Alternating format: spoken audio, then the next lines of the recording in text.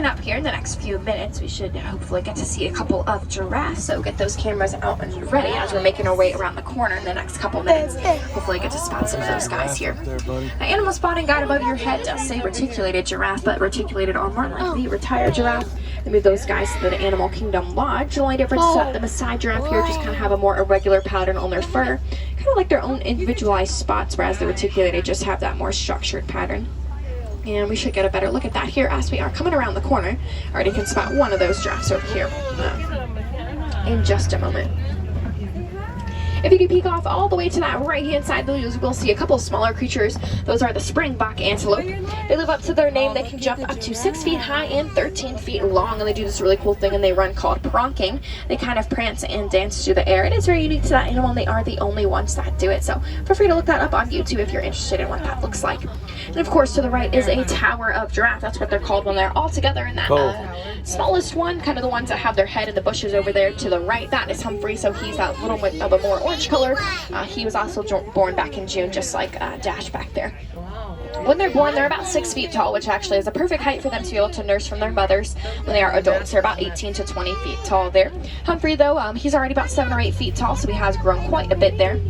The giraffes are very active animals. They only sleep or rest for about 20 to 30 minutes out of the entire 24-hour period. Sometimes you will find them sitting or laying down, so they're not going to be sick or injured or anything. They're probably just enjoying their rest time for the day. You'll see they have that very long purple prehensile tongue, almost kind of looks like a black color. That is what the okapi have as well. It's actually about 20 inches long, so it helps them reach up to the tippy tops of the trees there, kind of get the vegetation off the leaves. Despite being so tall, they actually only have 7 vertebrae in their neck. You'd think they'd have more, but just 7. Sometimes you'll find something moving up and down along their necks there. It's actually food. They'll continue to regurgitate the food they eat, move it up and down their esophagus and through those 4 chambers they have in their stomach until they've absorbed every single nutrient they can from it. So that when it does come out the other end, it is purely just feces or any food particles or anything left from the food that they eat when it pops out that other side there. Sure, you see as well, they do have those very long tails. They'll use those tails to balance themselves when they're walking and sometimes running here across the savannah. They do enjoy chasing the zebras sometimes and the wildebeest. They get that case of the zoomies and they will just zoom all across the savannah. So it's pretty cool if you ever get to see one of those guys kind of running along there. Alright, coming up here on the left in just a second, we'll see quite a few mandrill monkeys, and they're kind of in the bushes here, or in that center area where all the trees are there to the left side. The mandrill monkeys are the largest of the monkey species. You can tell by their face there. It's that same type of monkey that has Rafiki in The Lion King. When they show those large canine teeth at each other, they are just greeting each other, but when they show their teeth at humans, they are being aggressive. They have those large canines, so sometimes you have to watch out for those guys. They also have these pouches besides their mouths, so used to store food in as well. I guess they kind of can save a snack for later there. So move. Alright, let's see if we can find anything else coming up. I can't even see. A lot of people ask what is a great way to help out with conservation. It is actually to recycle your old cell phone batteries. There's a part in the battery called coltan. A lot of people will mine for coltan and some of the animals' habitats here in Africa. So by recycling those cell phone batteries, you kind of lessen the need for them to have to mine in those habitats. So make sure to recycle those batteries or your cell phones when you are purchasing a new device or upgrading there. Alright, as we are coming across this bridge here in just a second, kind of begin to notice off to the right-hand side the dirt's going to get a little bit of a reddish color. We're about to drive by the red clay pits, and the red clay, sometimes where you can spot those African elephants hanging out. The red clay has some vitamins, minerals, nutrients, and sodium and other things that the elephants actually need as part of their diet. So they will look at that red clay very similar to how we would take like a daily multivitamin or supplement as part of our diet too. As we kind of round the corner here in just a moment, we'll get a better look at how we know those guys were hanging out around this area here in just a moment. Ready?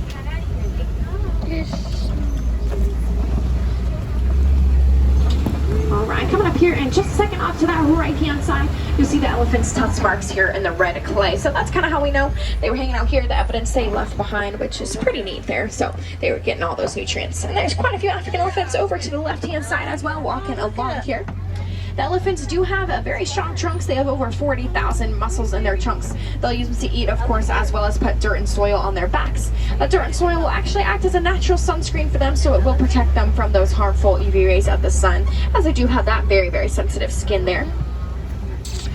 Unfortunately, they can be poached for their tusks. Their tusks are made up of ivory, and some people believe that ivory has a high market value, so they'll poach them and sell the tusks for money. So definitely want to help protect those guys from poaching. And like I said earlier, great way to help out conservation is to recycle those cell phone batteries there.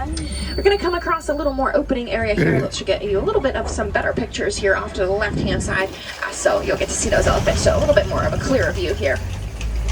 The elephants are very social creatures too. They do enjoy hanging out and about with each other all day long. They hang out with elephants from other herds during the day, but at nighttime they do always have to return back to their original herd and family. So similar to how teenagers have a curfew, I guess you could say those African elephants do as well.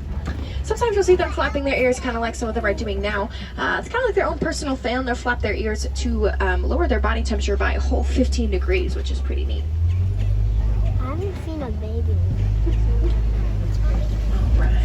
Looks like you got to see a great view of a lot of those African elephants, which is awesome. Should be seeing a couple more creatures here in the next few minutes. But if you don't get to see all the friends you would like to here on the safari, there's quite a few other places here in the park to do so. To the right of the exit, it's actually going to be the Gorilla Falls Trail, where of course you can see some gorillas and other exotic animals. There's also some okapi over there, that first picture you saw, as well as there's an underwater viewing area for the hippos, some meerkats and monkeys, and things like that. So feel free to do that if you are interested. All right, over here to that left-hand side, there's a flamboyance of flamingos. They're called flamboyants when they're all together, and they get their name Greater Flamingo because they're the largest of the flamingo species. When they're born, they're actually gray and super fluffy, so just spot some of those little shorter ones, and the pink ones that are gray, those are just the baby flamingos there. They'll turn more pink as they eat more of their diet. Their diet does consist 100% of shrimp, and in that shrimp there is a nutrient called beta-carotene, so that is specifically where that pink color comes from. So, of course, as they grow and mature into adulthood, they're turn that more pink color there as well. You can also see one more elephant kind of walking along to that back side here of that island, if you can spot it. You also notice as well the island that these flamingos are hanging out on is actually a hidden Mickey. Not a lot of people know about that one, so that's a fun little fact for you there. We're now about to exit the western portion of the savanna here and enter into the east savanna. There's a few other larger animals that hang out here as well, so we'll just have to see which ones we can spot here in the next couple of moments. Looks like coming up on the left here in just a second, we'll get to see a crash of white rhinos, and that's what they're called when they're all together, which is pretty fun. This little smallest one over to the right-hand side, his name is Ranger. He's a baby white rhino. He was just born last October, so he just turned 1, which is pretty cute, and he's actually my favorite out here, so glad we got to spot him. They get their name white, not because of their color, as you can see they're much more gray, but because in the Afrikaan language they were called white, which means wide for their large size. When they are adults, they are about 4,000 to 5,000 pounds, or about 1,000 to 2,000 pounds heavier than that black rhino we saw at the very beginning. They also have that more square-shaped jaw than the black rhino at the very beginning. The black rhino has that more round-shaped prehensile lip, and you'll see here they have that more square-shaped lip or square-shaped jaw. Although they seem kind of large and scary, they're really not at all. Only really if they are provoked by humans. They can charge though up to 35 miles per hour, but they can only hold it for about 45 seconds to a maximum of 1 minute there. You'll see as well, there is kind of this mud pit here to the left-hand side. That's called a mud wallow. Sometimes the rhinos will roll around in the mud to kind of play and cool themselves down. And in turn, it will actually act as that natural sunscreen for them, just like how those African elephants put the dirt and soil on their back there. They're pretty blind creatures, too. They can only see about 10 feet in front of them. Over to the left-hand side, kind of on this left side in the center, you'll see a couple cheetahs. There's one sitting up over there. The cheetahs can actually run up to 60 miles per hour within 3 seconds, and they can reach a maximum speed of 72 miles per hour. Just a couple more seconds there. Then the only type of cats who will hunt during the daytime, all others are nocturnal hunters. They do have this black teardrop section around their eyes. It's used to reflect the sunlight, so it helps them see a little better and, of course, be more successful at hunting.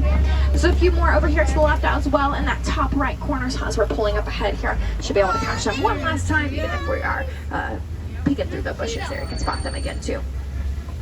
Cheetahs actually make really great companions to other animals as well, sometimes in other wildlife reserves and zoos. If they actually only have one cheetah, they'll actually put a dog in there with the cheetah too. They make really great friends and companions to other animals, although it kind of sounds like it wouldn't mix well. They actually are very nurturing and caring, especially as mothers to their cubs there. Coming up here on the left, this rock formation is known as Kopi Rock, and Kopi Rock is sometimes where you can find those lions hanging out. So as we are making our way around here, we'll have to see if we can spot those lions here. The lions are nocturnal creatures, so they will sleep for 16 to 20 hours of the day. They'll preserve most of their energy for those 4 to 8 hours of hunting they'll do at nighttime. The females actually do most of the hunting while the males do stay back with the cubs. Over to the right, this antelope-like creature, that is a Bontebok antelope.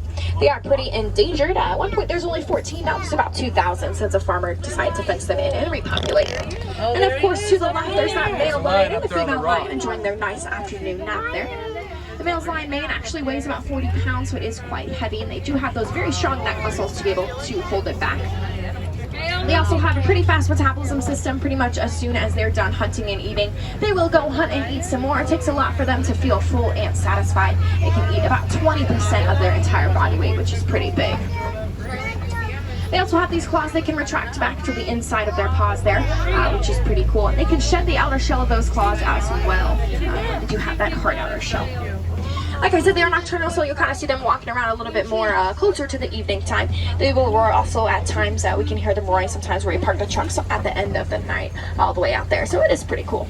All right, looks like coming up here on the left are quite a few ostrich. Ostrich actually are the world's largest bird, but they can't fly. They do have wings, though. They just use those wings to balance themselves when they're running and changing direction. They can actually run up to 40 miles per hour. All right. Please make sure not to whistle at those animals, especially the ostrich. They get pretty close sometimes to the trucks. We gotta be careful when you're going around those friends there. They actually only have 2 toes. My favorite fun fact about those creatures is that their eyeballs are actually larger than the size of their brain, so not quite the sharpest crayons in the box out here on the savannah. A couple ostrich eggs off below to that right-hand side as well. They incubation period's about 40 days. They weigh about 3 pounds, so they are quite heavy and sturdy. The average human can actually stand on top of them and they won't break, so they do have that very hard outer shell on the outside of them here. All right, in just a second, we're about to enter into Magadi Glen, and Magadi Glen is where we can find the warden's post. The warden will kind of hang out here on the reserve, watching over all the wildlife out here and taking care of all those animals. So we'll just have to see if we can spot any creatures hanging out with him here in just the next couple of moments. I want to see the alligator. Alright, looks like I can already spot some creatures over here, so as we get a little bit more towards the front of that warden's post, we'll get to see those friends. I like to call them my pet goats. No, I'm just kidding. As a goat is actually called a kid. They're actually the Nigerian dwarf goats, and they are quite small goats here. And like I said, as we center around the middle here, you'll get a better look. It looks like they're all kind of hanging out underneath that shaded area here, that awning. They get their name because they are quite small, and the size they are now is about as large as they'll ever grow. The warden will use their milk to make cheese, which will trade and sell here in the Harambe village, which is, of course, in turn good for the economy.